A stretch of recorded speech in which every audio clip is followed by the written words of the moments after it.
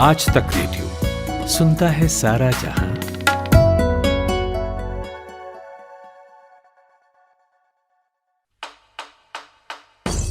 नायक और खलनायक, विद्वान और महारथी, कला के ऐसे सितारे जो अब भी आसमान में चमकते हैं, और ऐसी हस्तियां जो इतिहास में अमर है।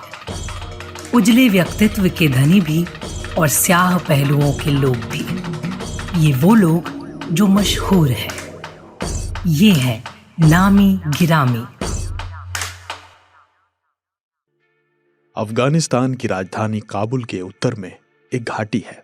पंजशीर नाम की इस घाटी में 1.5 से 2 लाख लोग रहते हैं। लेकिन इस घाटी का इतिहास अफगानिस्तान से जुदा है। 80 के दशक में सोवियत यूनियन हो, जो अब रूस है, या 90 में तालिबान, पंजशीर कब्जों से आजाद रहा।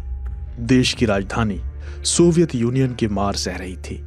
सोवियत सेना अफगानिस्तान के लोगों पर जुल्म ढा रही थी, लेकिन यह घाटी बगावत का बिगुल बचाए हुए थी।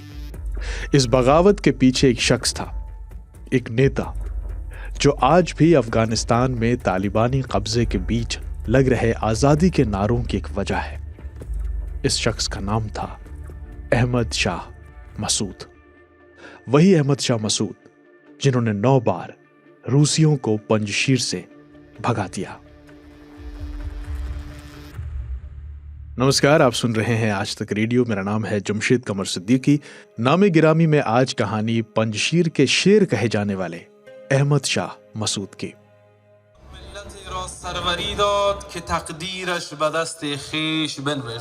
जम शुदन इमरोज मा बखातिर नविश्तन तकदीर खुद व तईन सरनविश्त खुद है।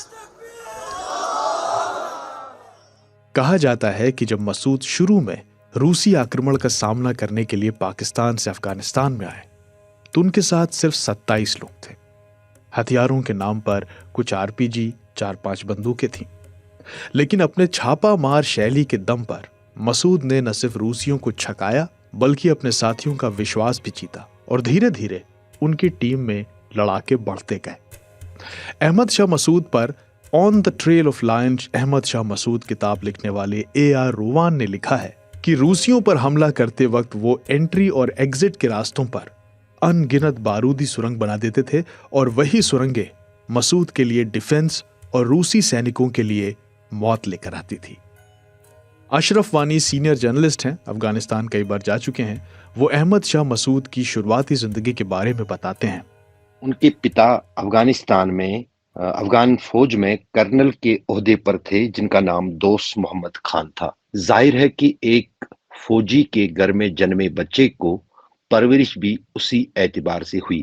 अहमद शाह मसूद सुर्खियों में 1979 में तब आए जब अफगानिस्तान में सोवियत यूनियन के कब्जे के खिलाफ बगावत शुरू हुई। चूंकि उन्हें मिलिट्री सलाहियत या मिलिट्री काबिलियत कहें, वो पहले से ही परिवार में ही थी, तो वो एक प्रमुख कमांडर बने और अपनी जहानत और अपनी काबिलियत की वजह से सोवियत यूनियन की फौज को उन्होंने पंजशीर की वादियों में खूब चने चबवाए।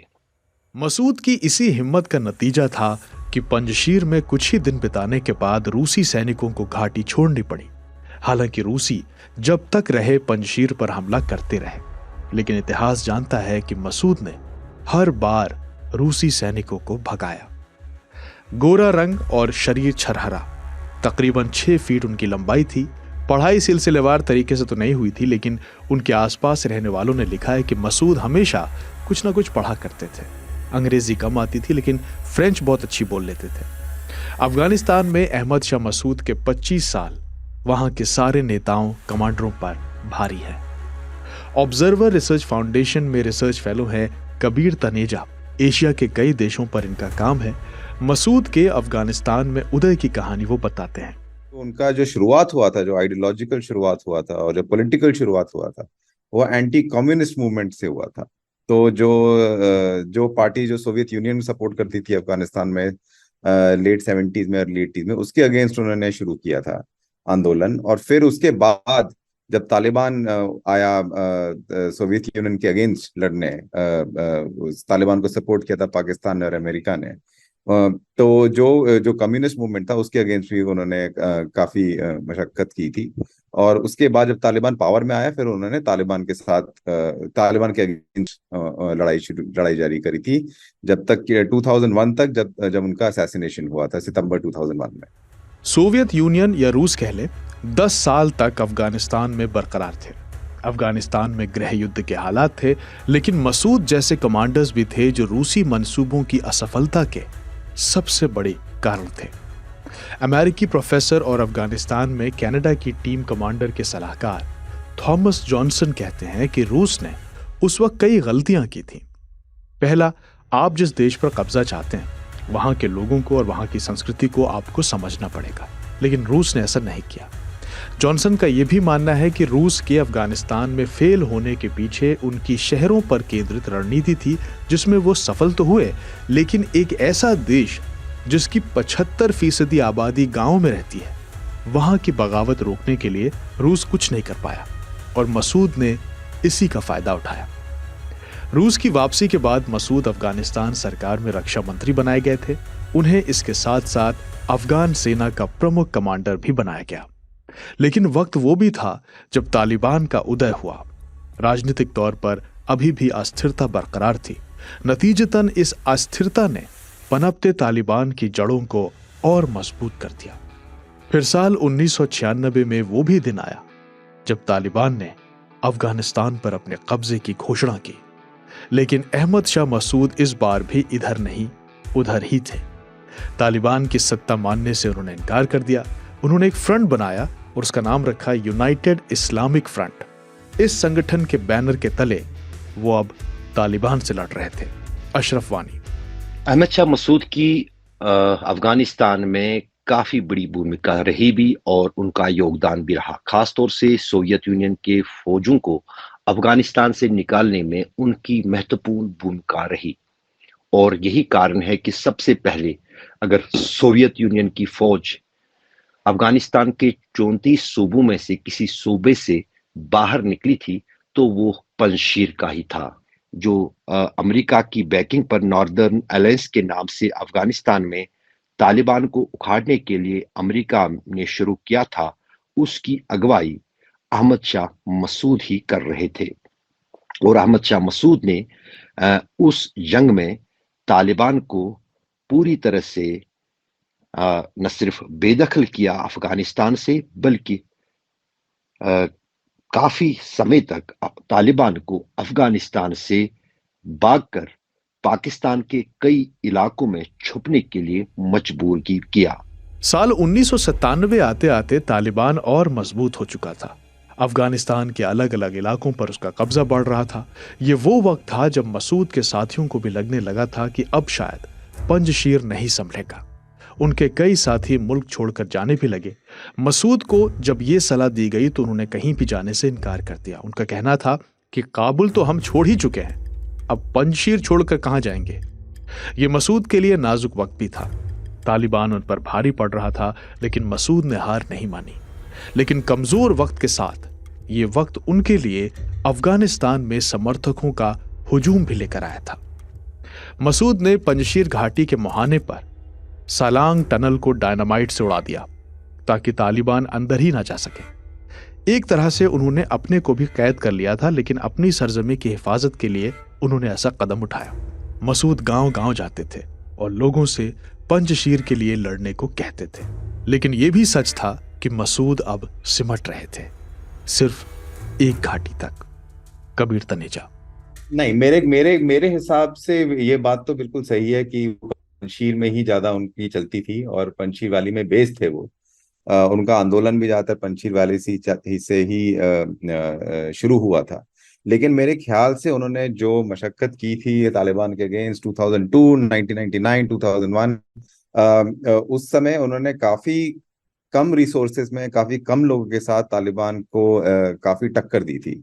और उनका जो आइडियोलॉजिकल जो पिच था वो ऐसा था जो काफी दुनिया भर में जिसके पीछे काफी लोग ने सपोर्ट किया।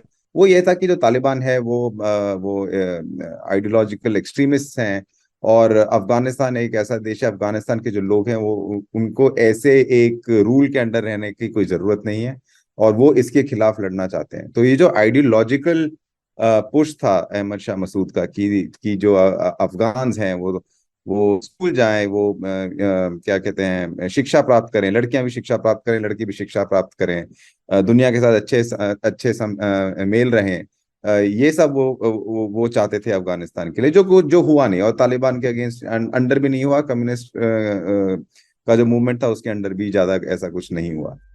साल 1999 आते आते अलकायदा और ओसामा बिन लादेन भी पूरी तरह से हरकत में आ चुके थे।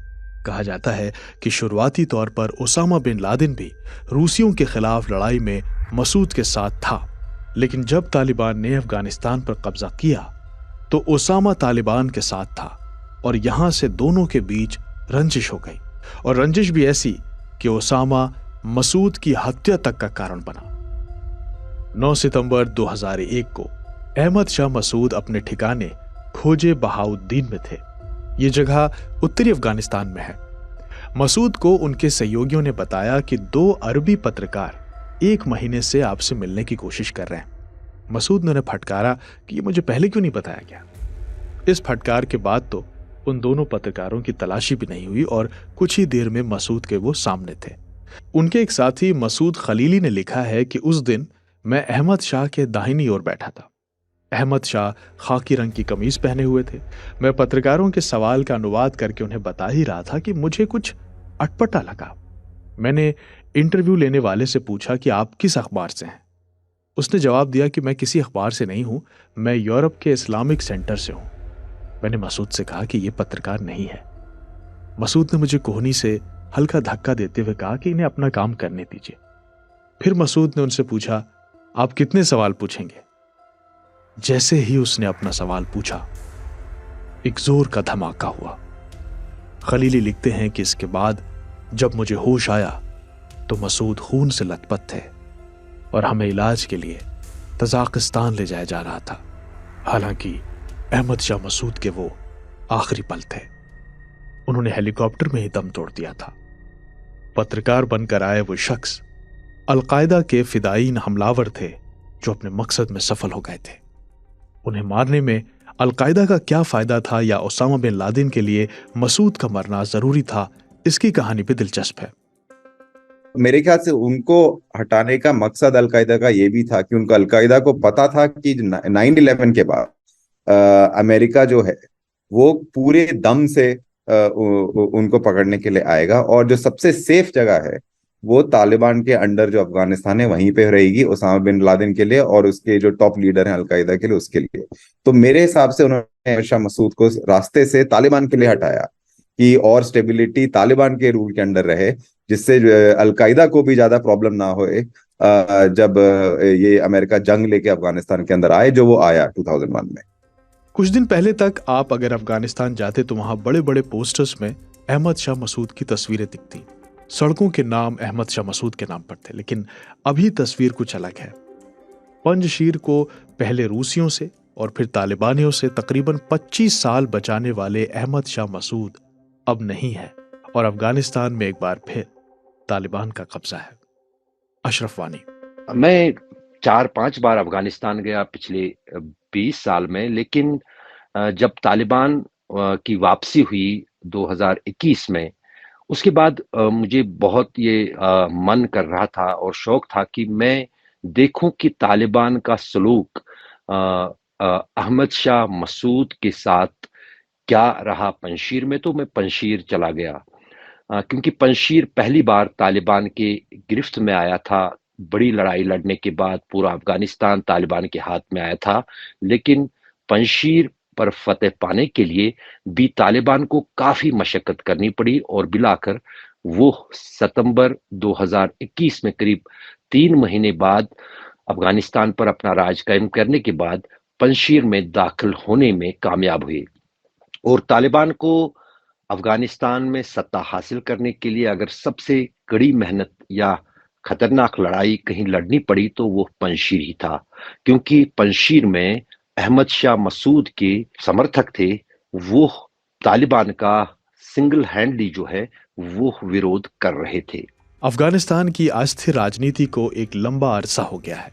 वहां के लोग हर 2-3 दशक में एक बड़े तख्ता पलट और जुल्म को जीते हैं, लेकिन मसूद जैसे लोग ऐसे ही वक्त में उम्मीद बनकर आते हैं, जो किसी भी कीमत पर अपने लोगों पर शासन का हक किसी और को नहीं देना चाहते। उनके हिंसक तरीके की आलोचना होती है, लेकिन बम बरसाते आसमान और आग उगलती जमीन के आगे फूल कितनी देर टिक सकेगा। शायद यही वजह है अहमद शाह मसूद की ऐसी जिंदगी का। तो बस आज के नामी गिरामी में इतना ही। कैसा लगा आपको हमारा ये एपिसोड, बताइएगा हमें radio@aajtak.com पर। हम व्हाट्सएप पर भी हैं, 9953323303 हमारा व्हाट्सएप नंबर है। आज के नामी गिरामी को प्रोड्यूस किया है रोहित अनिल त्रिपाठी ने, साउंड मिक्स कर रहे हैं नितिन रावत। मेरा नाम है जमशेद कमर सिद्दीकी। दीजिए इजाजत, सुनते रहिए आज तक रेडियो।